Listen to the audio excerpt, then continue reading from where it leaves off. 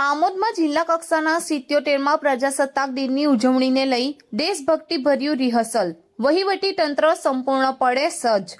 ભરૂચ જિલ્લાના 77મા પ્રજાસત્તાક દિનની જિલ્લા કક્ષાની ઉજવણી આમોદ ખાતે યોજાનાર હોય તેને લઈને વહીવટી તંત્ર દ્વારા તૈયારીઓમાં તેજી લાવવામાં આવી છે।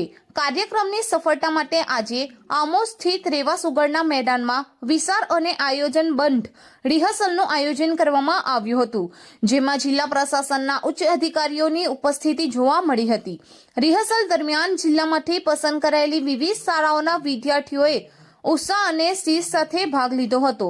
વિદ્યાર્થીઓની હાજરીથી મેદાનમાં ઉર્જાભર્યો માહોલ સર્જાયો હતો।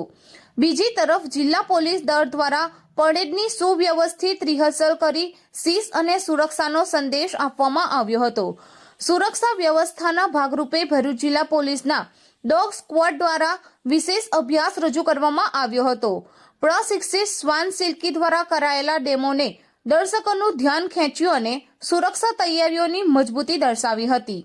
રિહર્સલ્સ દરમિયાન રાષ્ટ્રગીતના ગુંજનથી સમગ્ર રેવા સુગર મેદાન દેશભક્તિના રંગે રંગાઈ ગયું હતું। આ શ્રણોએ ઉપસ્થિત તમામ ગૌરવ અને ઉત્સાહની લાગણી જગાઈ હતી।